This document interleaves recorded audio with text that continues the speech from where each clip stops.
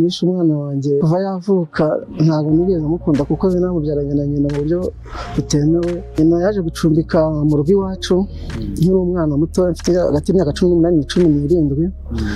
Ubwo mu gikoni cy'iwacu. Ubwo mu gihe amaze nk'amezi 2 ngiye kuzana umugore nyine aragenda. Nazanye umugore muri iryo joro anisha umutwe ngo nyine namuteye inda. Ubwo dutangira icyo gihe duserera.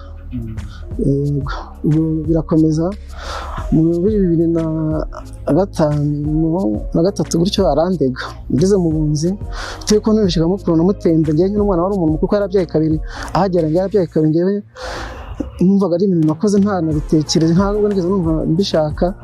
Bitangira ngo umwana kuva icyo gihe. Ubwo amaze gukurira muri 2019 umwana noneho nyina ariho ikirego ariko hagati aho ngaho yakundaga kunstressa ari mu muryango ari ukugenda nsevya agera ate. None ubwo bigeze aho umwana amaze gukura nawe ahita mutangiza mu rubanza muri 2019. Kuko njyewe nimvishagamo yuko atari uwanjye kuko sinanamwemeraga. Nemera ko tujya mu nkiko turaburana tugeze mu rukiko basaba ko tujya gukoresha ADN kuko nashidikanyaga nanjye ndabyemera. Umwana niwe wabisabye. Tugeze muri ADN ibisubizo biza kugaragara ko ari njye namubyaye. Nibwo namenye ko ari umwana wanjye. Ariko nkurikije ukuntu nyina yastressaga n'ibyo naragize n'ubyo yavuze nyuma tukiva muri ADN avuga ati kigize ute. Buranye se mfata umwanzuro kumva ko avuye hari ikibazo cyawe gikemutse. Ndi kwicuza ngasaba n'imbabazi cyane ari Imana na leta y'u Rwanda n'abavandimwe n'abaturanyi. Nanjye ubwanjye ndababaye ko nabuze umwana nubwo byagenze kuriya narihekuye. Buri muntu wese uzi ko afite ikibazo nk'icyo cyangwa utekereza ko agira ikibazo nk'iki ngiki agatekereza ko yacisha inzira gukemura ikibazo yishe umuntu karibwa amahoro yaboneka ko yabireka kuko atari byiza cyane kuko maze no kubikora biragukomanga ku mutima ugasanga ukundi kuntu utarori. Ibyo bintu rero bigatera ingaruka ari mu muryango ari nawe kwintimba ku mutima n'agahinda. Ibyo rero numva nta muntu wabikora rwose yajya ayoboka inzego z'umutekano cyangwa mu miryango n'icyo bikakemura ikibazo ntabwo akoresheje kwica. Umugabo azi ko umwana we yamaze kwicwa. Umusore we kuri ubu afite imyaka 23 yaburanye na se wamuhakanaga kugeza ubwo urukiko rutegetse ko bajya gukoresha ibizamini by'utunyangingo ndangasano two mu maraso ADN biza bigaragaza ko umwana ari uwe. Umuvugizi wa RIB Dr Murangira Bitsiyeri yabwiye ikinyamakuru gihe.com ko uyu mugabo yafatiwe mu cyuho umugambi wo kwica umuntu we utaragerwaho. Ati RIB yahawe amakuru n'abaturage ko hari umugambi wo kwica umwana kubera amakimbirane yari hagati y'ababyeyi, aho Rafiki yamwihakanaga ko atari umwana we. Ubu akurikiranweho icyaha cy'ubwinjiracyaha ku cyaha cyo kwica umuntu. Dr Murangira yasobanuye ko urubanza rwabo bombi rwagombaga gukomeza kuri uyu wa 11 Mutarama 2022, uwo mugabo ashaka ko umwana we yicwa mbere yuko baburana, ariko umugambi uza kuburizwamo. Ati uwo mugabo yishyuye amafaranga maze abwirwa ko umwana we yapfuye. Yafatiwe mu mujyi wa Kigali amaze kwishyura ibihumbi 140 muri 400 yagombaga kwishyura.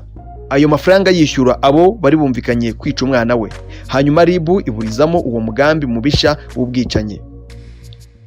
Dr Murangira Bitsiyeri yibukije abaturarwanda ko gushaka kwica umuntu wibwira ko amakimbirane mufitanye arangira bidakwiye kandi ari icyaha. Ati abantu birinda amakimbirane yo mu ngo kuko gushaka kuyikemurira bituma havuka ibindi byaha bikomeye. Igihe cyose abayagiranye batabashije kuyikemurira bitabaze RIB.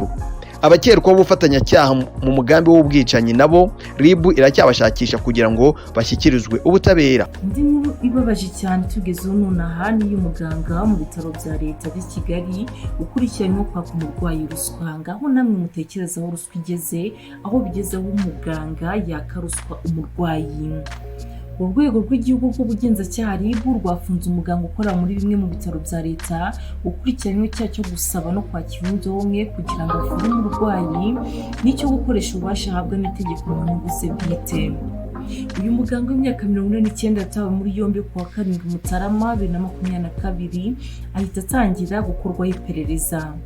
Umuvugizi wa RIB Dr Murangira Thierry yabwiye Igihe dukesha inkuru ko uyu mugabo akurikiranwe icyaha cyo gusaba no kwakira indonke ndetse no gukoresha ububasha ahabwa n'itegeko ku nyungu ze bwite. Yasobanuye ko ibi byaha uyu muganga yabikoze binyuze mu kubeshya umurwayi ko mu bitaro yamwakiriyemo nta byumba cyangwa se operating theater byo kubagiramo bihari, ashaka kumusaba ruswa no kumwumvisha ko uwo murwayi ko nta bundi buryo buhari bwo kuvurwa adatanze ruswa. Yagize ati yategetse umurwayi ko yashaka miliyoni y'amafaranga y'u Rwanda kugira ngo azamubagire mu bindi bitaro byigenga bikora mu mujyi wa Kigali, ahasanzwe akorera nk'umuganga w'umunyabiraka. Ayo mafaranga yamwatse si ayo kugira ngo amuvure, nayo kumwemerera kumuvurira mu bindi bitaro. Byumvikane ko iyo ataza gufatwa umurwayi yari gutanga yasabwe akaza kongeraho n'ikiguzi cy'ubuvuzi. Ni ibintu bibabaje cyane. Yakomeje agira ati uyu muganga yasabye umurwayi gushaka miliyoni y'amafaranga y'u Rwanda kugira ngo azamubagire mu bitaro byigenga biri mu mujyi wa Kigali. Yaje gufatwa rero amaze kwakira 50 by'amafaranga y'u Rwanda abyita ubunani nk'uko yabitegetse umurwayi. Tariki ya 2 Mutarama 2021 nibwo muganga yamwijeje ko azamuvura ku wa 5 Mutarama 2022 akamuvurira ku bindi bitaro byigenga. Igihe dukesha inkuru yamenye ko uyu murwayi yari yaturutse mu ntara ahawe transferi kuko aho yavurirwaga nta bushobozi bwari buhari. Umwe mu baduhaye amakuru utifuje ko amazina ye atangazwa yavuze ko uyu muganga yirukanywe mu kazi. Yakomeje agira ati yamaze kwirukanwa, iki cyaha kinyuranye n'amahame y'umwuga, yanyeje isura y'ibitaro n'umwuga wacu. Umwuga wacu abantu barawubaha, reka dutegereze umwanzuro w'urukiko, yatubabaje cyane rwose. Dr Murangira yashimangiye ko RIB iri maso kandi itazihanganira ukora ibyaha yitwaje umwuga akora kuko bihanwa n'amategeko. Yagize ati usibye kuba ari icyagenwa n'amategeko mu Rwanda ariko binyuranyije n'amahame agenga abaganga, gutegeka umurwayi ngo aguhe amafaranga kandi atari ikiguzi cy'uko wamuvuye kugira ngo uzamuvurire ahandi hantu, ukanamubeshya ko nta byumba byo kubagirwamo abarwayi bihari, ntibikwiye na gato. Uburyo bwo kwaka ruswa ntibusanzwe. Turasaba abantu kugira amakenga kuko ruswa isigaye ifite amazina menshi bayibatiza. Niba ruswa iri kototera umwuga twubaha, birasaba buri wese kugira uruhare mu kuyirwanya. Ubu bwoko bwa ruswa burihariye, ni busanzwe, burihariye ndetse niyo mpamvu bikwiye kwitonderwa. Uyu muganga agitabwa muri yombi yafungiwe muri sitasiyo ya RIB ya Rwezamenyo. Uru rwego rwakoze dosiye ye ndetse ruyiregera ubushinjacyaha ku wa 12 Mutarama 2022. Igihe yaje kumenya amakuru kuri uyu murwayi wari wasabwe ruswa, kuri ubu ari kwitabwaho na bya bitaro. Ibyaha uyu muganga akurikiranyweho bihanwa n'amategeko. Ahamijwe icyo gusaba, kwakira cyangwa gutanga indonke, yahanishwa ingingo ya 4 y'itegeko nimero 54/2018 ryo ku wa 13 Kanama 2018 ryerekeye kurwanya ruswa. Iteganya igifungo kirenze imyaka 5 ariko kitarenze 7 n'izahabu y'amafaranga y'u Rwanda yikubye inshuro kuva kuri 3 kugera kuri 5 z'agaciro k'indonke yatse cyangwa yakiriye. Icyaha cyo gukoresha ububasha uhabwa n'itegeko mu nyungu bwite giteganywa n'ingingo ya 15 y'itegeko nimero 54/2018 ryo kuwa 30 Kanama 2018 iteganya ko ugihamijwe ahanishwa igifungo kitari munsi y'imyaka 7 ariko kitarenze imyaka 10 n'amafaranga y'u Rwanda yikubye inshuro kuva kuri 3 kugera kuri 5 z'agaciro k'indonke yatse. Ngayo nguko ni ibintu bibabaje kandi agahinda kugeza aho umuganga wakwiye kuvura umurwayi akishyura serivisi y'ubuvuzi yahawe, noneho bigezaho kuba yamwaka ruswa kugira ngo ahabwe iyo serivisi yo kuvurwa. Ni ibintu bibabaje cyane kandi biteye agahinda. Ni ukuri ruswa tuyirwanye twivuye inyuma kugira ngo icike ndetse icike burundu. Murakoze, mukomeze kudushyigikira mukanda like na subscribe, munadukoresha ku z'inshuti zanyu. Ni ukuri muramukoze neza, muramugize neza. Imana ibahe umugisha, turabakunda cyane.